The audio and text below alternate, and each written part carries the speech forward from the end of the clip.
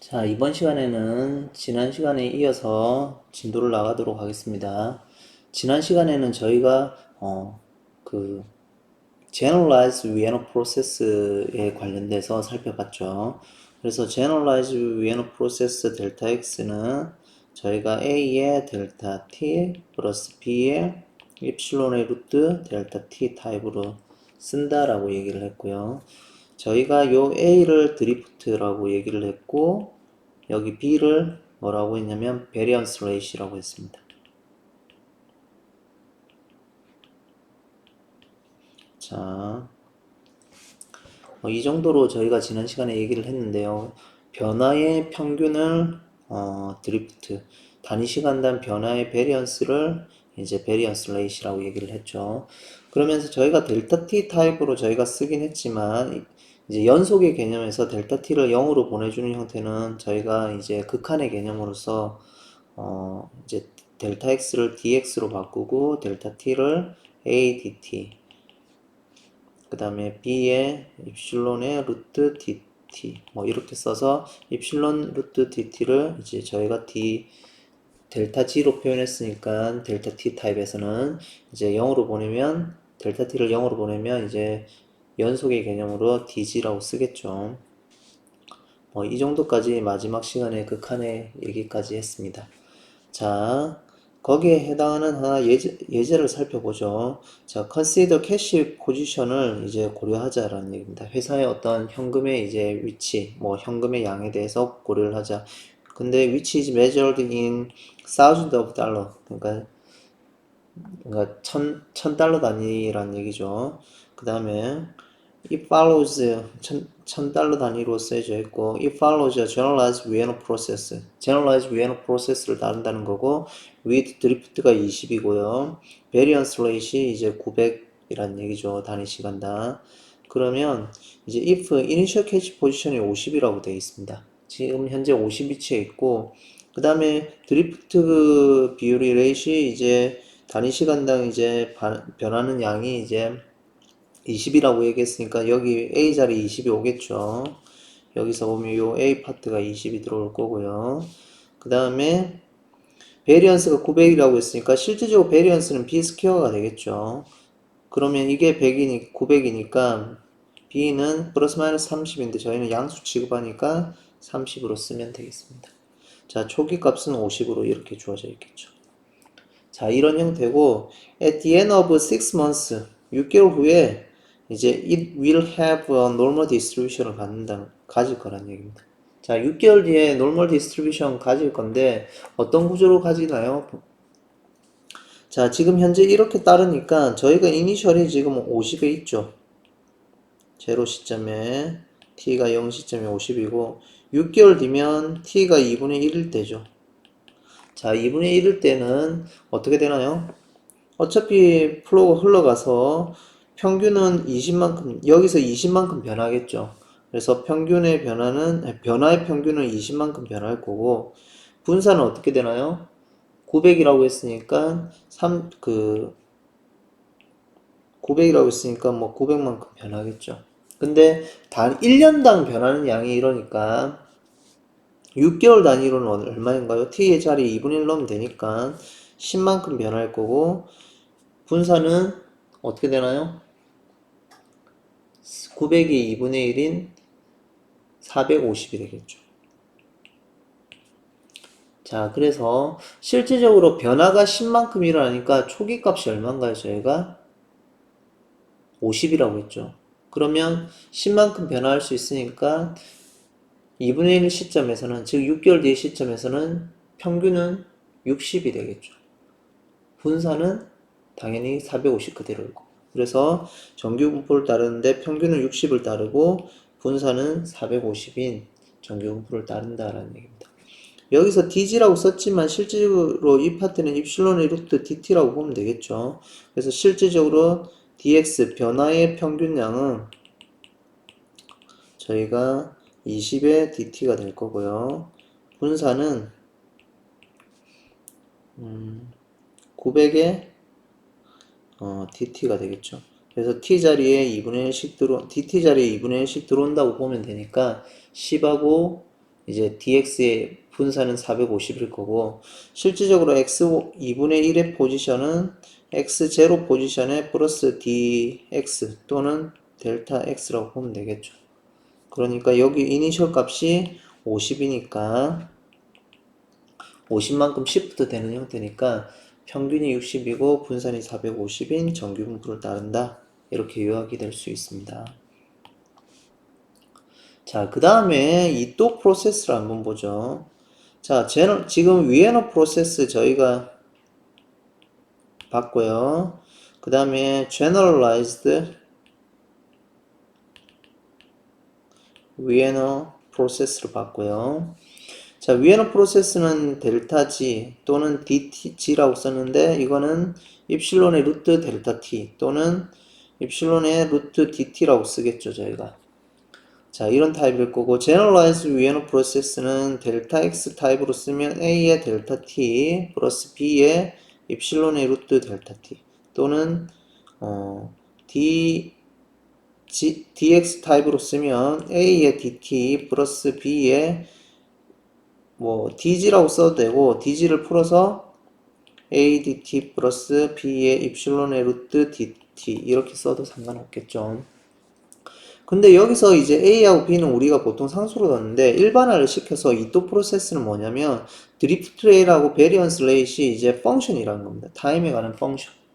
즉 물론 타임하고 x에 관한 펑션 이런 형태로 주어질 때 즉 이제 상수가 아니란 얘기죠. 컨스턴트가 아니라 variable with respect to x and t. 그러니까 포지션 현재 밸류에 대한 포지션에 의존하고 t에 관해서 의존하는 이런 함수로 주어질 때를 이 또 프로세스라고 한다라는 겁니다.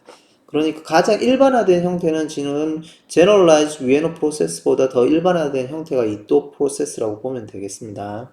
그래서 저희가 지금 보고 있는 조널 책의 옵션 퓨처스 앤 아더 데리버티브 책에서는 지금 이 또 프로세스를 이렇게 디파인을 하고 있습니다. 자, 그러면 이제 in a small time interval between t and t plus delta t 이 t하고 t 플러스 델타 t의 변화량은 델타 t니까 이 시점에서의 이제 변화의 그 베리어블 이 dx x라는 베리어블에 대한 변화의 양 t 시점 후의 변화량은 델타 x라고 쓰겠죠. 그러면 이거는 이렇게 쓰면 뭔가요? 위에서는 continuous 타입으로 쓴 거고 밑에서는 discrete 타입으로 쓴 거죠. 그러면 dx, dt, dg를 이제 델타 x, 델타 t, 델타 g로 쓰면 되겠죠. 그래서 위에 거하고 비교를 하면 dx가 바꿔서 델타 x로 오고 a의 x의 t에 dt를 델타 t로 쓸 거고요. 그 다음에 b의 x, t에 델타 dg를 델타 g라고 쓰는데 지금 델타 g가 저희가 입실론의 루트 델타 t인 걸 알고 있죠. 그래서 이렇게 쓰겠다라는 겁니다. 그래서 밑에 타입을 델타 t를 0으로 보내는 이제 극한의 형태가 이제 컨티뉴어스 타입으로 dx, dg 이렇게 쓴다라는 겁니다. 간략하게 얘기를 하면 저희가 미분 정의할 때도 델타 만약에 y가 f of x에 관한 함수일 때 이거 변화량은 이제 평균 변화량은 이제 저희가 이렇게 쓰겠죠. 델타 x분의 델타 y. 이제 여기서 이제 극한 처리를 하면 저희가 미분의 개념이라서 dy dx라고 쓰잖아요. 이제 연속의 개념 형태로. 그런 것처럼 디스크리트 타입에서 여기에서 x에서 x 플러스 델타 x 사이에 이제 어떤 함수의 변화량을 봐서 이제 슬로프를 볼 때는 델타 x분의 델타 y를 쓰고 이게 델타 x가 0으로 보려면 이제 연속의 개념에서 살펴보는 거니까 저희가 접선의 개념 형태로 보겠죠. 그때는 이제 dx, dy 뭐 이런 형태로 쓴다라고 보시면 될 것 같습니다. 자, 그 다음에 그러면 우리가 지금 현재 위에너 프로세스, 즉 결국은 정규 분포에 관련된 건데 이런 걸 왜 하느냐? 이제 살펴보면 저희가 1장에서 봤던 이제 파생상품, 기초자산의 가격의 움직임에 따라서 그 상품의 가치가 결정되는 파생상품, 그런 가격들의 이제 페어 밸류를 그러니까 이론 가격을 이제 산정하기 위해서 쓸 건데 위에너 프로세스를 그러면 어떻게 쓸 거냐? 그 기초자산의 움직임을 먼저 저희가 모델링을 해야지 거기에 따라서 움직일 때마다 그 파생상품의 가치가 결정이 되겠죠. 그래서 기초 자산의 가격의 움직임을 이제 이 위에너 프로세스를 활용해서 우리가 사용하겠다라는 겁니다. 어떻게 쓸 거냐? 이제 여기서 얘기를 하는데, 자, 주식 가격에 대한 이제 프로세스, 뭐 주식 가격으로 봐도 좋고, 조금 전에 말씀드렸던 기초자산이라고 봐도 좋습니다. 기초자산, 즉 underlying asset이라고 봐도 좋습니다. 자, 그 가격의 프로세스, 이제 모형화를 어떻게 시킬 거냐? expected percentage return이라는 얘기입니다. 그거는 which is expected drift, expected drift인데 그 평균 그 드리프트의 평균 그 기대값이라는 얘기죠. 근데 이것이 뭐냐면은 divided by stock price, 스탁 프라이스에 의해서 나누어진 expected drift라는 얘기입니다. 실질적으로 이제 저희가 일정 시간이 지나면 그거의 변화의 평균량은 저희가 드리프트라고 얘기했지 않습니까? 근데 그게 가격이 커지면 커질수록 그 변화량도 커지겠죠. 가격이 작으면 작을수록 변화량이 작을 거고. 그러니까 그 자체의 산술적인 절대값으로 보기에는 좀 무리가 있으니까 expected percentage return, 그러니까 이제 주가를 나눠주는 형태, 비율적으로 보자는 얘기입니다. 그래서 그 양을 이제 expected percentage return이라고 하는데 그 percentage return은 뭐 예를 들면 5%, 3% 이런 양이 있겠죠. 당연히 100만원 투자했을 때 3%는 30이지만 아니 3만원이지만 1000만원 투자할 때 3%는 30만원이잖아요. 자, 그러니까 당연히 그 절대양을 보면 3하고 30은 다르죠. 30이 훨씬 크죠. 근데 투자된 처음의 양, 100만원, 1000만원, 이 양에서의 따라서 다르지만 그 양을 나눠주면 그 비율은 일정하잖아요. 그래서 저희가 그 값을 expected percentage return이라고 얘기를 하고요. 그 expected 드리프트를 이제 underlying asset의 즉 주식 가격으로 나눠준 그 비율, expected percentage 리턴은 결국은 투자자로에 의해서 요구되어지는 그 밸류겠죠. 그 비율이겠죠. 그 값은 뭐라고 하냐면 지금 여기서 주식 가격이 인디펜던트 하다라는 얘기입니다. 그러니까 그 비율 자체가 인디펜던트 하다는 얘기입니다. 자, 그러니까 이제 그 비율, 레이시오 값은 즉 S로 한번 스탁으로 한번 나눠준 밸류는 스탁 가격을 S라고 하면 나눠준 그 밸류는 더 이상 이제 주식 가격에 디펜던트 하지 않다, 인디펜던트 하다라는 얘기. 그럼 나누기 전에는 어떻게 되나요? S에 관해서 이제 의존을 하는데 이제 리니얼 하겠죠. 왜냐면 S가 하나 곱해진 형태로 줘야지 나누면은 S가 사라지니까. 자, 그런 형태 될 거고, 두 번째로 주식 가격의 이제 모형, 프로세스의 uncertainty. 이제 주가는 이제 불확실하게 움직이니까 이 불확실성을 반영을 하는 모형화를 시켜야 되겠죠. 모형화를 만들어야 되겠죠. 그래서 uncertainty, 이 불확실성은 is considered as the percentage return으로 고려된 percentage return of stock price. 스탁 가격의 이제 퍼센티지 이제 비율로 이제 퍼센티지 비율로 이제 고려된다는 얘기입니다. 그럼 이것도 당연히 똑같이 이제 퍼센티지 비율로 고려가 되는데 이 고려된 양은 which is the same 이제 같은데 주가의 가격에 상관없이 항상 이제 같다라는 얘기입니다. 이 자체도 뭐냐면 좀 전에 앞에서도 expected percentage return이라고 얘기했고 1번에서도 두 번째도 똑같이 이제 그 uncertainty는 percentage return of stock price로 고려된다는 얘기입니다. 그럼 앞에서 percentage는 어떻게 되나요? expected return을 드리프트를 어떻게 주식 가지고 나눈 형태의 비율이라고 했고 그럼 여기서도 uncertainty는 어떻게 되나요? 그 percentage return of stock price니까 스탁 가격에 의한 퍼센티지 리턴 그러니까 100분율에 대한 이제 수익률 형태, 이익의 형태로 이제 살펴보겠죠. 그러면 그 uncertainty의 그 양, 거기는 주가로 이제 나눴을 때 그 형태가 이제 똑같이 이제 주가에 관계없이 이제 항상 일정하다, 같다라는 얘기인 거죠. 그러면 결국은 그 양도 결국은 uncertainty도 주식 가격을 곱한 형태는 어떻게 되나요? 비율이 일정한 거니까 곱한 원래 형태는 이제 S의 리니어하겠죠.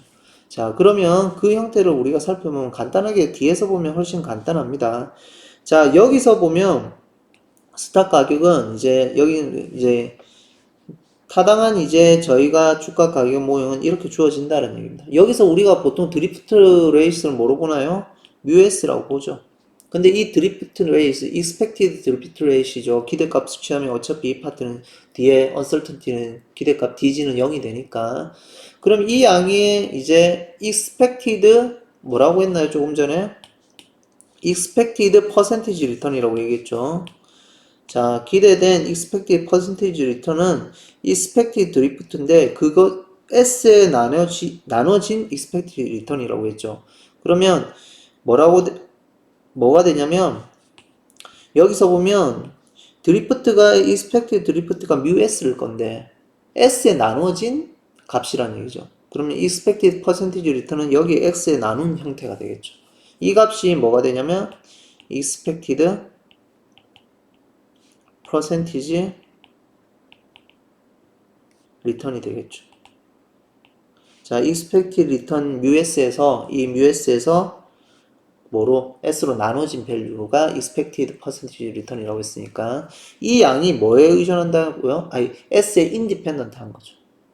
맞죠? 이 자체는 뮤가 되니까 뮤 자체가 S에 independent 한 뭐 어떤 상수 뭐 이런 형태가 되어진다라는 얘기입니다. 저희는 상수 형태로 다룰 건데 이 뮤가 뭐가 된다고요? expected return이 된다라는 얘기. 똑같이 variance도 uncertainty도 어떻게 된다고요? uncertainty는 여기가 결정을 하겠죠. variance rate이. variance rate이 시그마 s인데 이것도 똑같이 expected percentage return이니까 여기에서 s에 나눈 이 비율의 양이 regardless of stock price, 주가에 의존하지 않는다라는 얘기니까 이 시그마 자체가 뭐가 되나요? 주가에 의존하지 않는 형태가 된다라는 얘기입니다. 그래서 expected 그 uncertainty에서 조금 전에 봤던 여기 uncertainty에서의 여기 percentage return 이 양은 뭐라고 우리가 부르냐면 volatility라고 부른다라는 얘기입니다. 자, expected 이제 percentage return 드리프트에서 expected percentage return은 S로 나눈 형태 그 값을 이제 부르는데 뮤가 이제 expected return이라고 얘기를 하고요. 그 다음에 uncertainty에서 expected return of stock price 그 자체는 전체 variance rate에서 S로 나눈 거니까 저희가 이 시그마 형태가 되겠죠.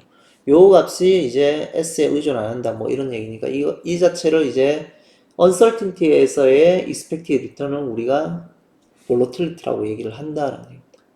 그래서 결국은 뭐 드리프트 레이트, 베리언스 레이스에서는 거기서 S로 나눈 게 이제 드리프트 레이트, expected return, volatil이니까 그 자체가 이제 S에 의존 안 하는 거니까 인디펜던트 한 거니까 원래 드리프트 레이스하고 베리언스 레이스 입장에서 봤을 때는 S에 리니어하게 의존하는 형태겠죠. 즉 S 어떤 드리프트 expected return하고 volatility에서 S를 곱한 형태의 양이 드리프트 레이트, 베리언스 레이트이 될 겁니다. 그래서 이런 형태로 우리가 쓸 수 있겠죠. 그래서 이런 형태의 형태가 뭐냐면 이제 우리가 여기서 얘기를 하는 지오메트릭 브라운용 모션이다 라고 얘기를 합니다. 기아 뭐 굳이 번역을 하면 기아 브라운 운동이라고 얘기를 하는데 자 기초자산의 형태는 이런 모형을 따른다고 우리가 앞으로 이제 가정을 할 겁니다. 이런 모형을 따른다. 자, 그래서 뮤S는 드리프트 레이트, 시그마 S는 베리언스 레이트일 거고, 그 다음에 거기서 S를 나눈 그 양, expected percentage return을 이제 expected return, 뮤라고 얘기를 하고, 그 다음에 베리언스 레이트를 S로 나눈 그 비율, 그 uncertainty에서의 expected return을 volatility라고 얘기합니다. 즉 여기서는 시그마 S를 S로 나눈 거니까 시그마를 volatility라고 한다라는 얘기입니다. 자, 그래서 이런 기초자산이 이 모형을 따른다고 가정할 때를 우리가 뭐라고 하냐면 이제 기아 브라운 모형을 모형을 따른다 이렇게 얘기합니다. 주가의 프로세스는 주식 가격의 프로세스는 기하 브라운 모형을 따른다 이렇게 얘기를 하고요. 자, 기본적으로 이제 1973년도에 이제 피셔 블랙하고 마이런 숄즈가 파생 상품의 가격을 기초자산이 기하 브라운 모형을 따를 때 뭐 유로피언이나 이제 이런 옵션의 가격에 프라이싱을 하는 페어 밸류를 구했습니다. 그러면서 이제 1990년대에 이제 노벨상을 받게 되죠. 1997년도에 받는 걸로 알고 있는데, 자, 그때 받게 되는데, 뭐, 한번 살펴보시기 바랍니다. 그러면서 이제 금융시장에 이제 이런 파생 상품의 활성화, 그 시장이 활성화되는 거기에 금융시장이 성장하는 데 기여를 했대서 노벨상을 받게 되죠. 자, 그때 이제 사용되는 모형이 이 지오메트릭 브라운이언 모션이라고 얘기를 하고요. 여기 첫 번째 리스크 뉴트럴 월드에서는 뮤가 이제 R하고 같다라고 얘기를 하는데, 리스크 뉴트럴 월드가 뭐냐면 위험 중립적이라는 얘기입니다. 그러니까 이제 이 세 개가 이제 뭐 차익 거래나 이런 게 발생하지 않고 누구나 이제 페어하게 이렇게 프라이싱을 할 수 있는 그런 리스크 뉴트럴 월드에서의 밸류를 얘기를 합니다. 그래서 그런 노알비트러지나 이런 조건 하에서 이제 완전한 이렇게 마켓에서는 이 뮤가 결국은 R하고 같은 형태가 되어진다라는 겁니다. 원래는 뭐 마켓의 리턴은 실질적 뮤가 있을 건데, 이제 우리가 리스크 뉴트럴하니까 어떤 차익 거래라는 게 앞에서 저희 일장에서 여러 가지 차익 거래를 해왔죠. 그런 거래가 발생하지 않으니까 이 뮤를 적당하게 바꾸는 형태의 영역에서 이 세상을 바라보자라는 얘기입니다. 그래서 그렇게 바꿀 수 있는 형태가 이제 나중에 보면 이제 걸산오프 세럼이라는 거고요. 이제 그건 좀 더 대학원이나 이런 깊은 과정을 살펴보시면 될 것 같고요. 그렇게 걸산오프 세럼을 이용해서 적당한 다른 매저 입장에서 세상을 바라봤을 때 이 기초자산의 expected return은 R로 변형을 시킬 수 있다는 얘기입니다. 그러면 R로 변형시킨다는 얘기는 결국은 주가는 이자율만큼 증가를 한다는 거니까 다른 더 큰 이득을 주지 않고 우리가 그 이자율만큼 증가하는 형태의 그 기대값이 이자율만큼 증가하는 형태의 관점에서 살펴보겠다는 얘기입니다. 그 밸류에서 그 관점에서 이제 파생상품의 페어 밸류를 우리가 찾겠다. 뭐 이런 정도로 이해를 하시면 될 것 같습니다. 자, 디스크리트 타입으로 쓰면 어떻게 되나요? dx, dt, dg를 이제 델타로 쓰면 되겠죠. 델타 형태로 바꾸기만 하면 될 겁니다. 자, dg는 어떻게 되나요? 그러면 입실론이 루트 델타 t니까 이런 형태로 바꾸겠죠. 그래서 우리가 expected return 형태로 보면 이제 비율적으로 보면 퍼센티지 리턴 형태로 보면 요 형태가 되겠죠. 그래서 s로 나누면은 뮤의 델타 t에 플러스 시그마의 입실론의 루트 델타 t가 되겠죠. 그러면 실질적으로 이 형태는 어떤 분포 x가 정규 분포인데 b가 붙었고 a를 더한 이 형태가 되겠죠. 이런 형태가 똑같습니다. 그러면 우리가 알고 있죠. x가 만약에 정규 분포면 뭐 알파 베타면 결국 y도 뭔가요? 정규 분포가 되죠. 근데 어떻게? y의 평균은 a 플러스 b의 알파일 거고요. 분산은 어떻게 되나요? b 제곱의 베타가 될 거다. 이렇게 알려져 있죠. 자, 그래서 저희가 이 형태로 바꾸면 입실론이 표준 정규 분포니까 이거에 대한 평균은 어떻게 되나요? 당연히 요 앞에 파트가 되겠죠. 평균은 뮤 델타 t. 그래서 뮤 델타 t가 될 거고, 분산은 어떻게 되나요? 표준 정규 분포의 분산은 1이니까 어차피 개수 시그마 루트 델타 t가 여기 입장에서 b가 되겠죠. 그래서 제곱을 시켜주면 되니까 제곱을 시키면 시그마 제곱의 델타 t가 되겠죠. 입실론의 분산은 1이니까 뭐 곱하나 할 거고요. 그래서 s분의 델타 s는 정규 분포를 따르는데 평균이 뮤 델타 t, 분산이 시그마 제곱 델타 t를 따른다라는 얘기입니다. 자, 뭐 이런 정도로 이제 요약할 수 있을 겁니다. 그 다음에 저희가 조금 살펴보면 이자율은 저희가 지난번에 프리리미너리로 사전학습으로 저희가 다뤘죠. 자, 뭐 리즈너블한 스토캐스틱 프로세스 이제 아주 짧은 시간에서 이자율의 움직임을 반영하기 위해서 이제 적합한 스토캐스틱 모형이 뭐냐라는 얘기인데, 결국은 뭐 이자율은 저희가 디터미니스틱하게 바라보는 거니까 랜덤을 넣지 않고, 그러면 이제 디터미니스틱한 형태에서 저희가 미분 방정식을 유도했죠. 그래서 간략하게 살펴보면 저희가 어마운트가 A일 때 이제 연간 R을 준다고 보면 저희가 이런 비율로 저희가 만들었죠. 그 비율 전체 A분의 델타의 변화량이 델타 t 시점 시간이 지날 때 그 변화량이 R의 델타 t가 된다고 지난번에 얘기했었죠. 그래서 양변의 델타 t로 나누고 저희가 식을 이렇게 바꿨죠. 그래서 극한을 취하면 da분의 dt가 ra가 된다라고 얘기를 했죠. 그래서 이런 형태가 유도가 될 거고, 이거에 대해서는 일개선형 미분 방정식이니까 이거에 대한 솔루션은 이런 익스포넨셜 타입으로 주어진다고 했고, 이것을 테일러 시리즈로 익스펜션을 해서 근사를 하면 1차로 끊으면은 RT가 된다고 얘기했죠. 그래서 결국은 저희가 공리 이자 형태를 줄 때 그 비해하고 비슷하다라고, 근사된다라고 얘기까지 했습니다. 그래서 이 부분은 그냥 간략하게 넘어가도록 하고요. 그 다음에 몬테카를로 시뮬레이션. 그러면 우리가 조금 전에 봤듯이 이런 형태의 주가 모형을 따르니까 이 주가 모형을 이제 몬테칼로 시뮬레이션을 돌려보자 라는 얘기입니다. 이제 그거는 다음 시간에 하도록 하겠습니다.